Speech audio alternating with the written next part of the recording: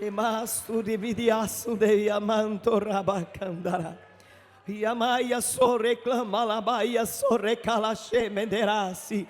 Mentes atacadas por setas malignas de desânimo, de fraqueza, de opressões e depressões, eu declaro agora blindadas com o capacete da salvação.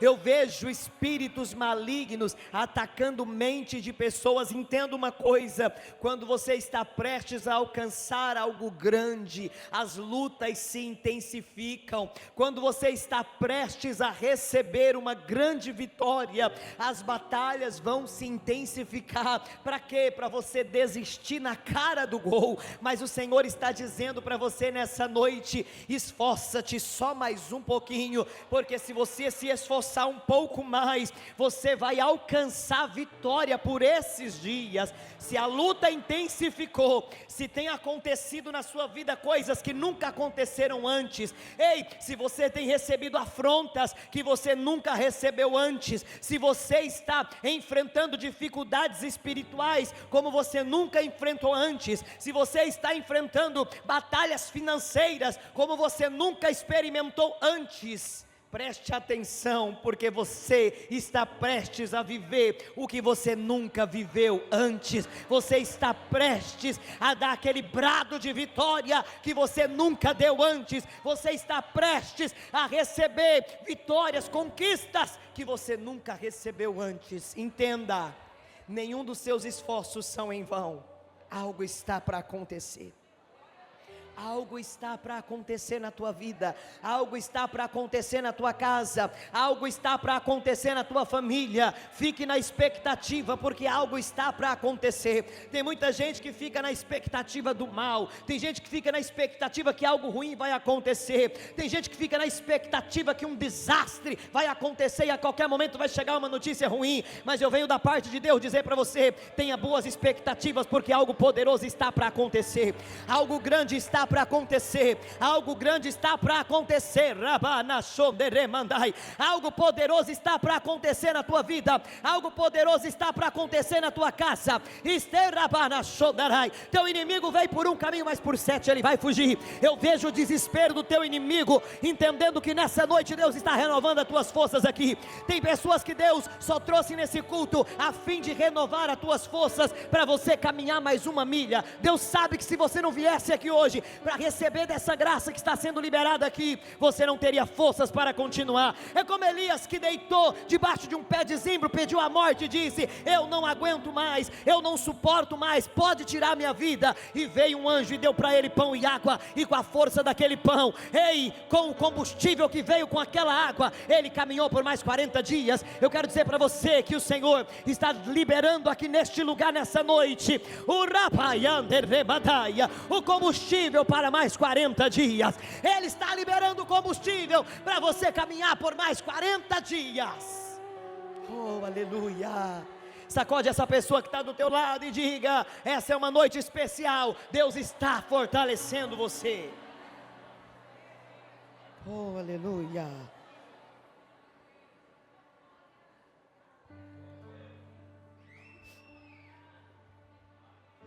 Eu sempre recebo inúmeras mensagens de pessoas me dizendo: pastora, eu não estou aguentando mais, eu vou desanimar. Eu estou desanimado, eu acho que eu vou desistir. Eu recebo muitas mensagens com esse tema. E eu ainda brinquei com meu esposo e falei para ele: será que é só nós dois que não tem essa opção de desanimar? Será que é só nós dois que não tem essa opção de desistir? Será que é só com a gente? É que chega um momento da sua vida que você não pode mais se dar ao luxo de desistir. Sabe por quê? Porque tem muita gente atrás de você. Se você desistir, você vai impedir a bênção deles. Se você desanimar, se você desanimar, você vai fazer eles tropeçar. Quando você entende que você não tem essa opção de desanimar, de desistir, de fraquejar, mesmo com pouca força, você estufa o peito, levanta a cabeça e diz: eu elevo os meus olhos para os montes, de onde me virá o socorro? O meu socorro vem do Senhor que fez os céus e a terra. Ele não deixará vacilar o meu pé. Aquele que me guarda não tosquenejará. Eis que não tosquenejará e nem dormirá o guarda de Israel. O Senhor é quem me guarda, o Senhor é a minha sombra, a minha direita. O sol não vai me molestar de dia, nem a lua de noite, porque o Senhor me guardará de todo mal. Ele guardará a minha alma, guardará a minha entrada, a minha saída, desde agora e para sempre. Aleluia. Nós temos um Deus que nos guarda. Nós não podemos desistir. Eu gostaria que você pegasse a sua Bíblia, abrisse ela comigo no livro de Esther, capítulo de número 9. Na madrugada de hoje, Deus falou muito comigo nessa palavra e me disse para ministrá-la aqui. Nós vamos ler 5 versículos. E no mês do 10º, que é o mês de Adar, no dia 13 do mesmo mês, em que chegou a palavra do rei e a sua ordem para se executar, no dia em que os inimigos dos judeus esperavam assenhorear-se deles, sucedeu o contrário. Diga comigo, sucedeu o contrário. Porque os judeus foram os que se assenhorearam dos seus aborrecedores. 2.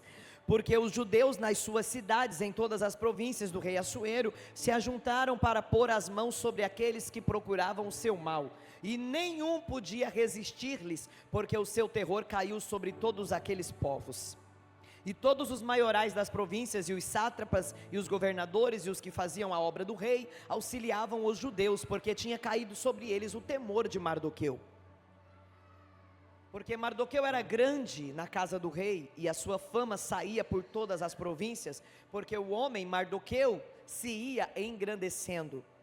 Feriram, pois, os judeus a todos os seus inimigos, a golpes de espada, e com a matança, e com destruição, e fizeram dos seus aborrecedores o que quiseram.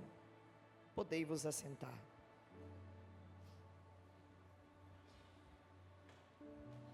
Às vezes nós nos deparamos com situações aonde parece que está tudo perdido. Às vezes nós nos deparamos em momentos da nossa vida que parece que a última palavra é do inimigo. Às vezes nós nos deparamos com situações na nossa vida aonde parece que nós estamos em total desvantagem, aonde nós chegamos a acreditar que de fato não há mais nada a ser feito.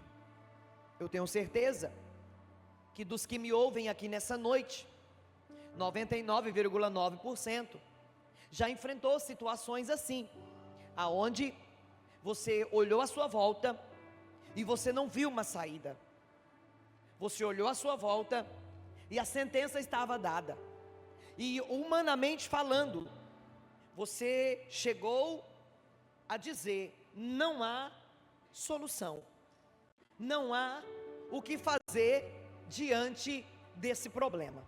E quando nós estamos diante de um problema difícil, nós temos apenas 2 opções, não há 3, nós só temos apenas 2 opções: ou nos entregamos ao fracasso, ou reagimos e buscamos uma saída. Ou você se entrega, deixa as coisas acontecer, né, como diz aquela música, deixa a vida me levar, ou você reage e conduz a história, e conduz as coisas. Entenda e guarde isso, e não se esqueça disso: para todo problema existe uma solução. Diga comigo, para todo problema existe uma solução. Então entenda que se para todo problema existe uma solução, qual é a minha função, qual é a minha missão diante de um problema? Encontrar a solução para este problema. No texto que lemos, antecede a história de perseguição aos judeus durante o reinado do rei Assuero. E assim como nos dias de hoje, você vê pessoas odiando os judeus em vários lugares do mundo. Judeus são perseguidos, judeus são espancados, judeus são mortos por pura perseguição, por um ódio irracional.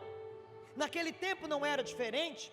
Os judeus que estavam naquela província, começaram a ser perseguidos, e a Bíblia vai dizer que um homem consegue ir diante do rei, e diante do rei esse homem consegue também um decreto para matar, para acabar com todos os judeus, e a Bíblia diz que uma data foi estabelecida. No calendário deles se estabeleceu uma data para que o massacre contra os judeus acontecesse. A Bíblia diz que os que odiavam os judeus já estavam comemorando, os que odiavam os judeus já estavam festejando e dizendo: olha, neste dia, no dia 13 do mês de Adar, nós vamos acabar com todos os judeus, nós vamos destruir a vida deles. Por quê? Porque um homem chamado Amã, que tinha ódio mortal pelos judeus, ele estabeleceu, ele orquestrou toda uma situação para trazer um decreto de morte para os judeus, sem que eles tivessem o direito de se defender. E não tem coisa pior do que quando alguém se levanta contra você, não dando a você o direito de se defender, não dando a você o direito de expressar a sua versão, não dando a você o direito de contra-atacar, pois foi assim que aconteceu. Esse homem chamado Amã, ele recebe um decreto para matar todos os judeus, sem que esses judeus tivessem a oportunidade de se defender. O único direito que os judeus tinham naquele dia era de morrer calado. Eles não podiam reagir, eles não podiam fazer nada. Era um dia de muita angústia, era um dia de muita tristeza para os judeus. O dia da angústia, o dia da tristeza chegou, e eles estavam ali sem saber o que fazer diante daquela notícia. Eles estavam fora de sua terra, e eu não sei se tem alguém aqui que já esteve fora da sua terra, fora do seu país. Quando você está em uma outra nação, você tem pouquíssimos direitos e inúmeros deveres. Assim estavam os judeus naquela província, sem ter nenhum direito, e a Bíblia vai dizer que, mediante a esse decreto, a única coisa que eles podiam fazer era ficar quieto, e a Bíblia vai dizer que, segundo a lei dos medos e persas, essa lei era irrevogável, ou seja, o decreto que o rei assinou não poderia ser revogado, não tinha como revogar. Por quê? Porque era uma lei. Humanamente falando, irmãos, diante do decreto de morte para os judeus, não havia o que fazer. Só que a Bíblia vai dizer que no meio dos judeus, dentre os judeus, havia um homem, o nome dele era Mardoqueu. Algumas versões bíblicas vai estar Mordecai, mas é a mesma coisa. Esse homem, mesmo diante da sentença, esse homem, mesmo diante do decreto, sabe o que aconteceu com ele?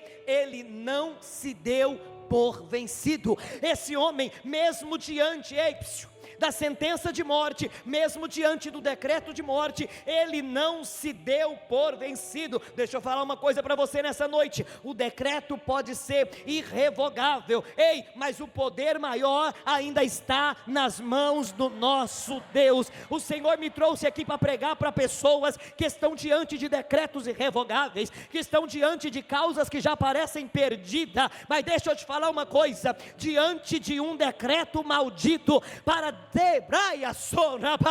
acabar com a tua vida, acabar com a tua história, há um Deus poderoso com mão estendida, com braço forte sobre a tua vida, dizendo que é Ele quem dá a última palavra. O decreto era irrevogável, mas não era maior do que o poder do Deus dos judeus. Deixa eu te falar uma coisa: a perseguição pode estar sendo grande, mas ela não é maior do que o poder do nosso Deus. A calúnia pode estar sendo grande, mas o Senhor me trouxe aqui para te dizer: ainda não é o fim. A sentença já foi dada, mas você não é obrigado a concordar com ela. Reaja, reaja, reaja, reaja diante da sentença. Ela pode ter sido dada, mas você não deve concordar com aquilo que não está de acordo. A Bíblia diz que estava na lei de Moisés, todo homem que morresse sem deixar filhos, ele não poderia deixar a herança para as filhas, só para os filhos, homens.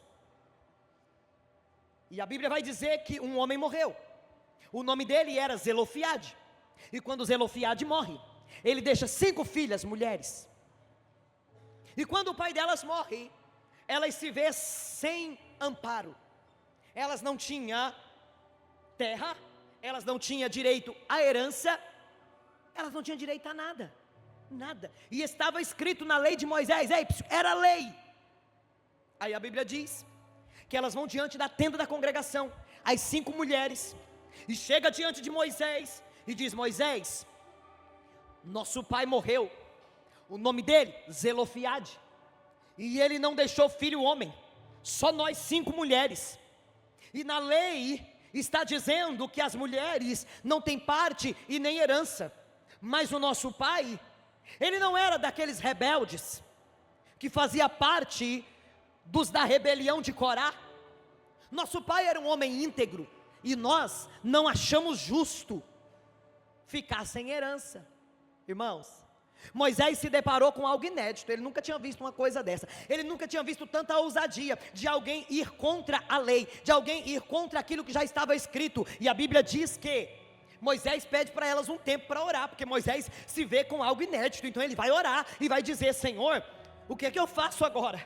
Porque as mulheres estão falando que a tua lei está injusta. Quem pode pegar isso? Quem pode entender? Elas estão dizendo que elas merecem sim a herança, elas estão dizendo, que elas merecem sim ter parte nessa herança. O pai delas não deixou filho homem, mas deixou 5 mulheres. O que é que eu faço agora? Sabe qual foi a resposta de Deus? Vai lá e dá o que elas estão pedindo. Vai lá, vai lá, Moisés, vai lá e assina o teu decreto.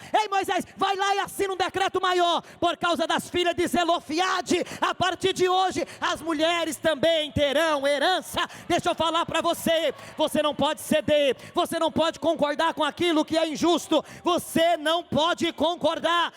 Se não está de acordo, então não concorde, reaja, não fique chorando, chupando o dedo, dizendo: não tem jeito, porque acabou. Não, você precisa ir à luta, você precisa reagir, você precisa ir em busca daquilo que é seu por direito. O cansaço está grande, mas o segredo para você vencer é a sua perseverança. Mesmo que você olhe à sua volta e não veja uma saída, o que eu tenho de Deus para entregar para você hoje é: não se dê por vencido, não se dê por vencido. Mesmo que tudo pareça impossível, você precisa reagir. Você pode estar cercado por todos os lados, e você olha para um lado, você olha para o outro e você não vê nada. Entenda, se você está cercado por todos os lados, é porque é momento de você olhar para cima. Se você está cercado por todos os lados, então pare de olhar para os lados, olhe para cima, porque é de lá que vem o nosso socorro. E a palavra de Deus para você é: não se dê por vencido, porque o teu socorro vem do Senhor, que fez os céus e a terra. Eu até tento não gritar, irmão, mas eu sou pura emoção. Um judeu chamado Mardoqueu, quando toma conhecimento de que a sentença estava dada, ele disse: eu não vou me dar por vencido. A sentença está dada, o decreto está estabelecido, mas eu não me darei por vencido. Ele manda um recado para Esther, que estava lá dentro do palácio do rei, e o recado foi: Esther, faça alguma coisa, porque tem uma sentença de morte contra nós. E você, Esther, você foi colocada aí dentro do palácio. Presta atenção nisso, pega o código. Esther, você foi colocada aí dentro para esse momento. Deus te colocou em lugares específicos para um momento específico. Deus te colocou em um lugar estratégico, oh meu Deus, para usar você em determinadas estratégias. Não pense você que o que você sofreu até aqui foi simplesmente porque estava escrito que era para você sofrer. Não, era Deus te forjando para esse momento, era o Senhor te preparando para essa hora. Você foi preparado para vencer essa luta que você está enfrentando agora. Você foi preparado preparado para vencer esse gigante que você está enfrentando hoje. Ei, sabe esse gigante que se levantou contra a tua vida nesse mês de maio? Pois é, você foi preparado, preparada, forjado, forjada para vencer esse gigante agora. Ei, é para esse tempo que Deus te preparou. Esther estava lá, nunca havia se apresentado diante do rei, mas ela estava sendo preparada para um momento específico. Ela estava sendo preparada para uma hora específica. Quando o recado chega até Esther, dizendo: olha, Esther, você precisa se posicionar, porque se você não se posicionar, o socorro virá de um outro lugar. Ah não, gente, quando eu escuto a voz de Mardoqueu aqui no meu ouvido dizendo: olha, se você não for, fica tranquilo, socorro de outro lugar vai vir.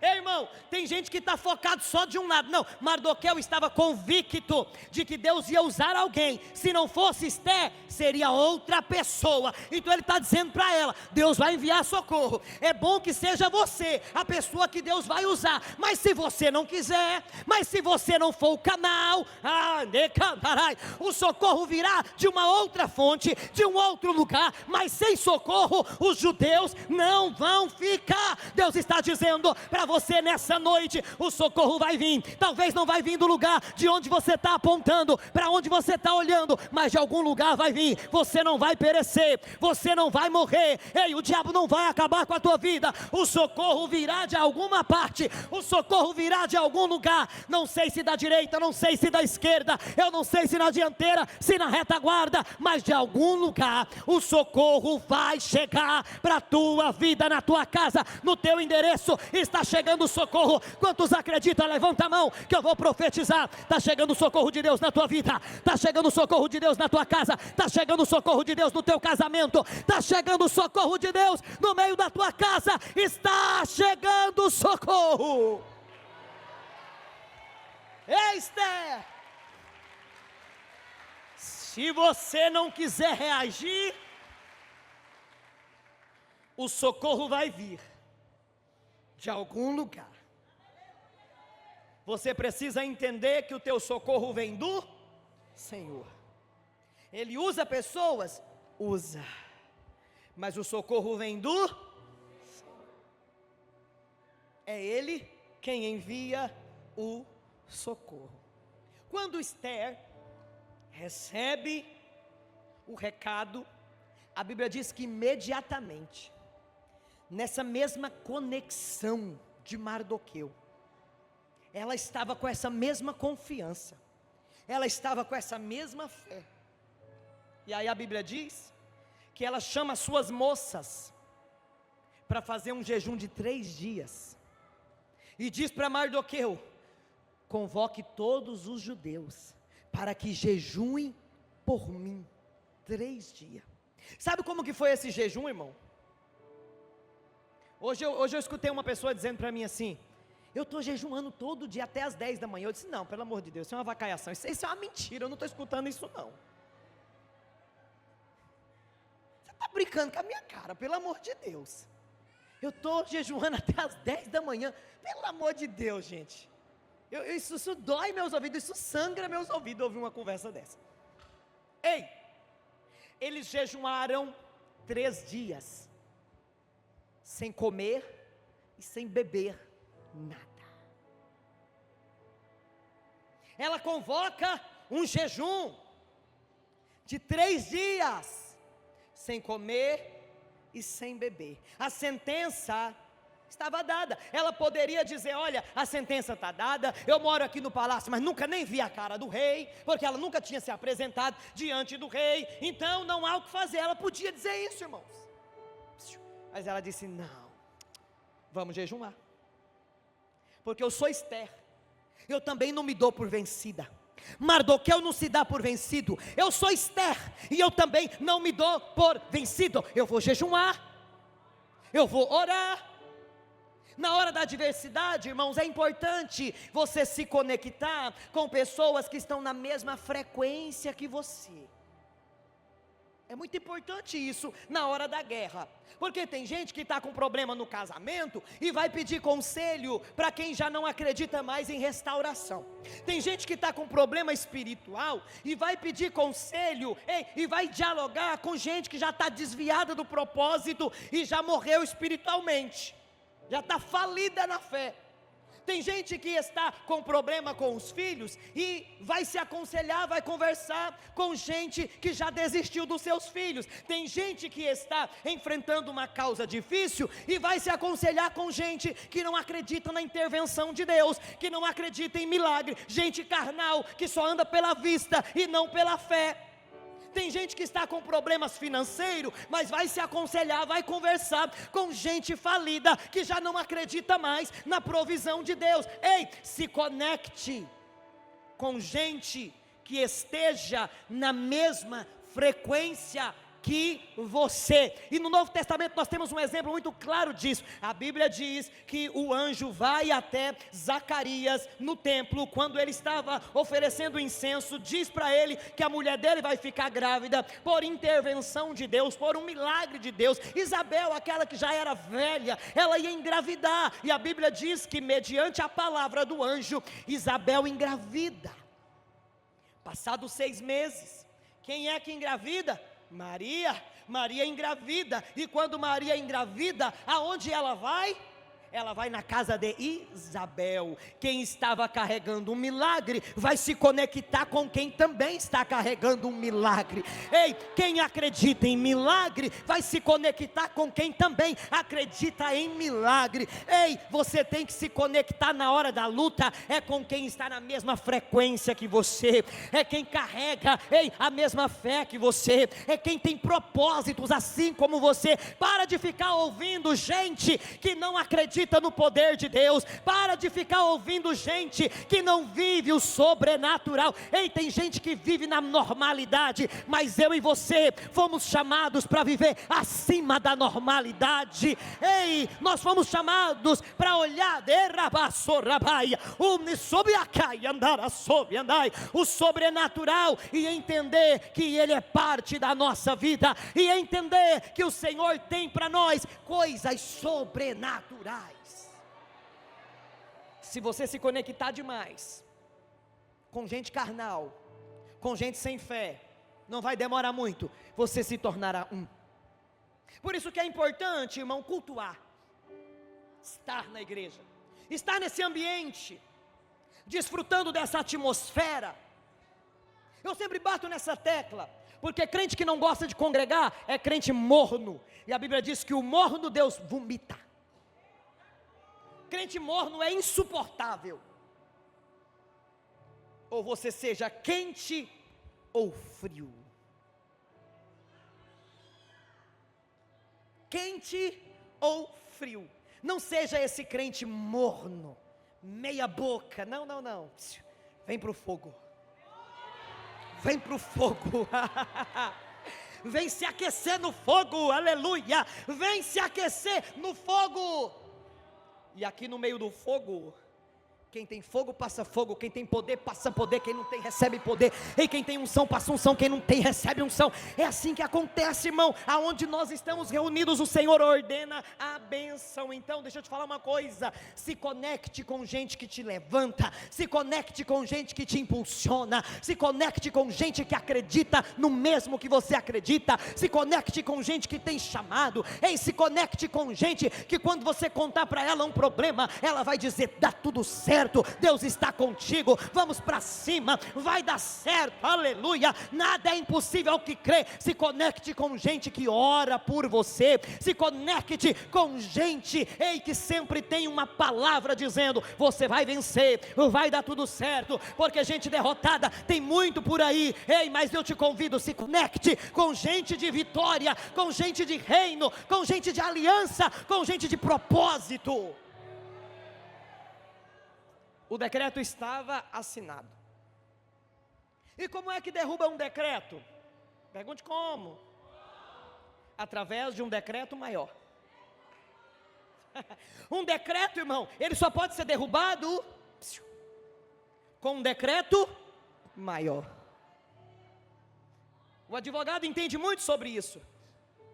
Às vezes é dada uma sentença ao seu cliente, na segunda instância, não deu certo, aí vai para a terceira, aí um decreto menor é derrubado por um decreto maior.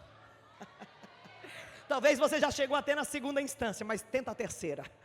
Vai para a terceira, vai para a terceira, entra na corte celestial e diga: Senhor, aqui é a terceira instância, eu vim buscar um decreto, eu vim buscar uma sentença de vitória, eu vim aqui para o Senhor assinar essa vitória para mim, eu vim aqui para o Senhor trazer para a minha vida a existência daquilo que ainda não existe. Quando um decreto maior é estabelecido, o decreto menor, ele deixa de ter tanta força. Olha só, para obter um grande decreto, às vezes é necessário grandes sacrifícios. Esther precisava de um grande decreto, então ela vai propor um grande sacrifício. Ah, você não acredita em mim? Vamos ler Esther 4,16, por favor, projeta para nós. Esther 4,16. Vai, ajunta todos os judeus que se acharem em Suzã, e jejuai por mim, e não comais, e nem bebais, por 3 dias, nem de dia e nem de noite, e eu e as minhas moças também assim jejuaremos, e assim irei ter com o rei, ainda que não é segundo a lei, e perecendo, pereço. Ela diz: vamos jejuar 3 dias, e ainda que seja contra a lei, eu ir diante do rei sem ser chamada, mesmo assim eu irei.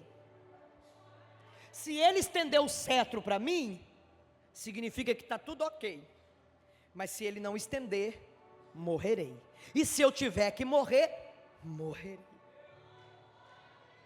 Existem vitórias que para alcançá-las nós precisamos ter uma determinação assim, precisamos ter uma convicção assim.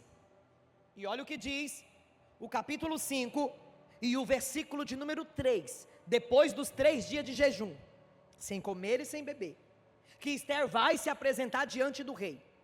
Então, quando ela chega diante do rei, o rei lhe disse: o que é que tens, rainha Esther? Ou qual é a tua petição? Até metade do reino se te dará. Será que, irmão, será que o jejum move a mão de Deus? Será que o jejum tem poder mesmo de mudar o coração? Será que o jejum, ele tem poder mesmo de revogar situações e mudar sentenças? Ei, Esther, até metade do reino, se você quiser, é todo seu. Só que Esther não queria as riquezas do reino de Assuero. Esther só precisava de um decreto. Ela não estava querendo riquezas do palácio do rei, ela só precisava de um decreto. Ela estava ali diante do rei apenas para buscar um decreto. Eu ministrei em Cuiabá sábado a mensagem de Salmos 27, onde o salmista diz: uma coisa eu pedi ao Senhor, uma coisa, não foi 2, não foi 3, uma coisa eu pedi ao Senhor. Às vezes nós precisamos chegar diante do Senhor e pedir uma coisa. Não, pastora, mas eu tenho inúmeras coisas. Pois é, só que às vezes você precisa focar em uma. Está entendendo? Às vezes você precisa estabelecer prioridades e focar em uma, e depois que ele te der essa uma, aí você foca na segunda, aí você foca na terceira, porque tem crente que é muito desfocado, pede uma coisa ali, pede outra aqui, e depois ele fica meio perturbado, não sabe aonde mais que ele vai pedir. Mas ele pediu uma coisa. Esther não estava ali por nada de riqueza de Assuero, ela só precisava de um decreto, para com esse decreto ela vencer o decreto anterior. E a Bíblia diz que quando Esther pede para o rei o decreto, Ele lhe dá um decreto favorável. Levanta a mão que eu vou profetizar. Nessa noite, enquanto você está aqui, está descendo decretos favoráveis sobre a tua vida. Enquanto você está aqui adorando, decretos favoráveis estão descendo sobre a tua casa, estão descendo sobre a sua história. O rei não podia anular o decreto, mas ele podia entregar para ela um decreto maior. Ei, tem decretos na sua vida que não vai ser anulado, mas Deus vai te dar um decreto maior. Ei, uma sentença da parte de Deus desce sobre a tua cabeça nessa noite, e o Senhor está dizendo: eu te dou um decreto maior.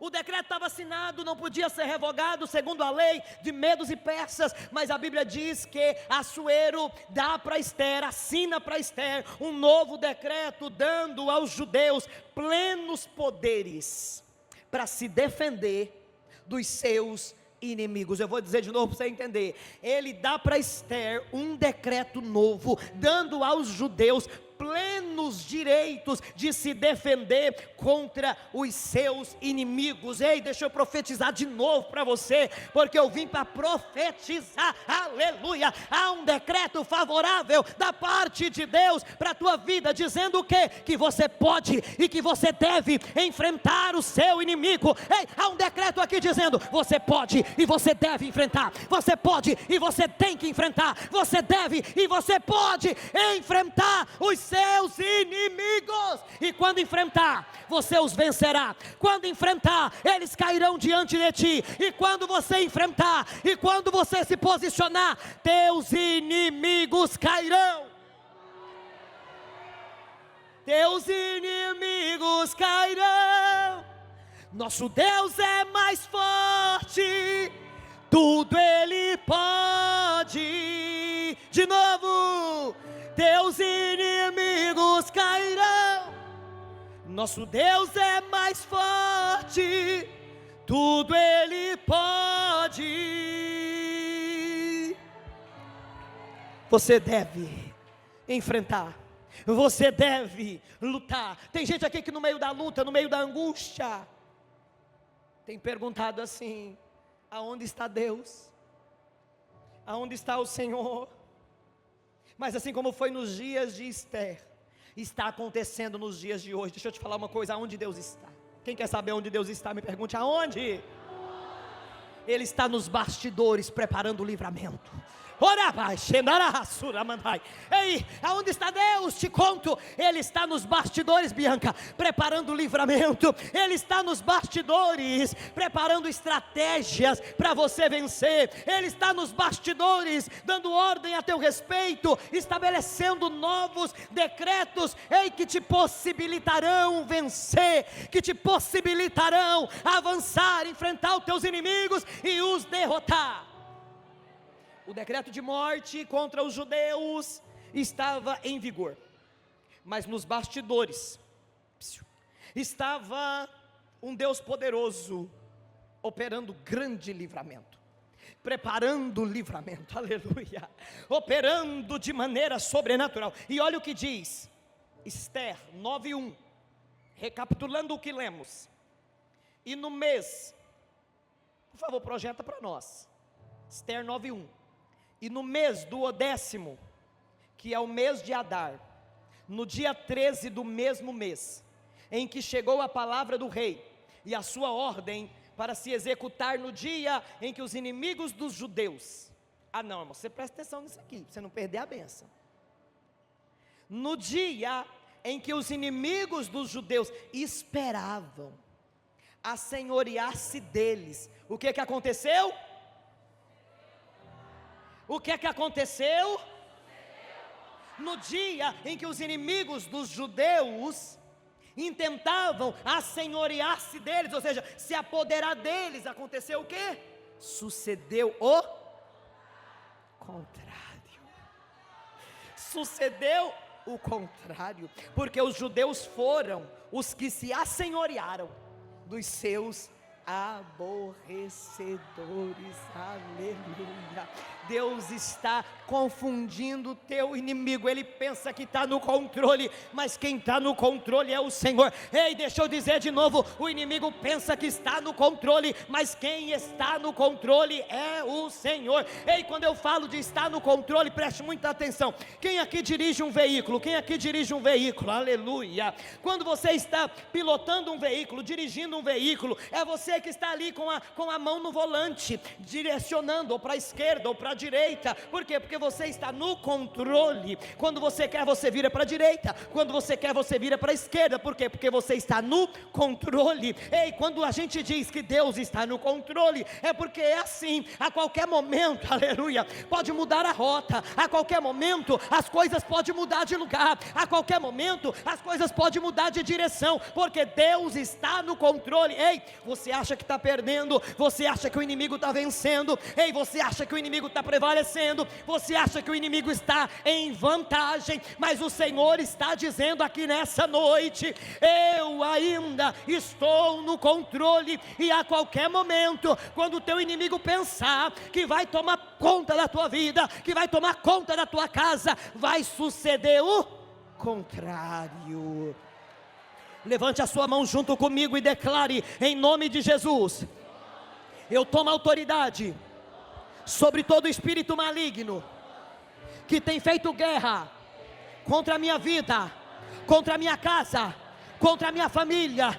Eu tomo agora autoridade sobre todo o poder do reino das trevas que se levantam contra mim. Diga: o inimigo não vai se assenhorear de mim e nem da minha família, e antes sucederá o contrário de tudo que ele planejou contra mim. Você pode dar brado de júbilo, você pode dar brado de vitória. Olha só, e eu encerro aqui. Esther, ó, tem fã aí, ó. Esther 9, do 2 ao 5, e nós precisamos ler isso, para você recapitular e entender. Eu não sou daquele tipo de pregador que termina o culto e só quer ouvir: ah, estava tudo bom. Não, eu gosto que a pessoa escuta, entenda e diga: entendi, recebi, compreendi. A Ana sempre faz um relatório, né, Ana? Um resumo. É sobre isso. É sobre você trazer uma mensagem que alguém entenda, absorve, recebe e pratica. Diz assim, Esther 9, do 2 ao 5: porque os judeus nas suas cidades e em todas as províncias do rei Assuero se ajuntaram para pôr as mãos sobre aqueles que procuraram o seu mal. Nenhum podia resistir-lhes. Irmão, o decreto estava dado. Ninguém não pode resistir quem tem um decreto, irmão. Não há quem possa resistir quem tem um decreto, porque o seu terror caiu sobre todos aqueles povos, e todos os maiorais das províncias, e os sátrapas, e os governadores, e os que faziam a obra do rei, auxiliavam os judeus, porque tinha caído sobre eles o temor de Mardoqueu. Irmão, quando as pessoas entendem que Deus é na tua vida, elas começam a temer. Tem gente que só está se levantando contra você ainda porque não viu Deus atuar na sua vida. Mas você precisa mostrar Deus na sua vida. Apresente quem é Deus na sua vida, porque quem não te respeitava vai passar a respeitar por causa da presença, por causa do poder, por causa da unção. Quem carrega a unção, irmão, não tem como o diabo não respeitar. O diabo respeita quem carrega a presença, quem carrega a unção. Agora, quem queria matar Mardoqueu está com medo dele, está cheio de temor. Olha lá, porque Mardoqueu era grande na casa do rei, e a sua fama saía por todas as províncias, porque o homem Mardoqueu ia se engrandecendo. Feriram, pois, os judeus todos, quantos? Quantos? Todos os seus inimigos, porque é o Deus que começou a obra, mas Ele vai com você até destruir todos, a golpes de espada, e com matança, e com destruição, e fizeram dos seus aborrecedores o que quiseram. aquele dia era para ser dia de luto para os judeus, era para ser dia de morte, mas a Bíblia diz que sucedeu o contrário, porque eles receberam um decreto dizendo: lute, enfrente, guerreie. E a Bíblia diz que o temor caiu sobre aquele povo, porque eles viram que Deus estava com os judeus, e todos quantos estavam querendo destruí-los, Deus deu a eles o poder para destruir. E olha o que vai dizer o versículo de número 21 e 22 do capítulo 9, projeta para nós, e é os últimos versículos que nós vamos ler.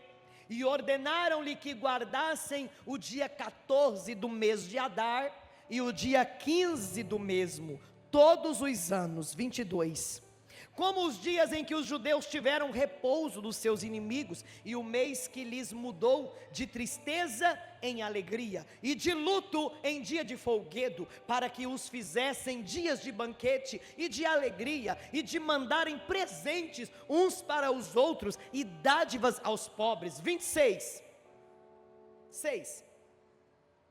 2:6. Por isso aqueles dias chamam Purim, do nome Pur, pelo que também por causa de todas as palavras daquela carta, e do que viram sobre isso, e dos que lhe tinha sucedido. Vamos entender isso.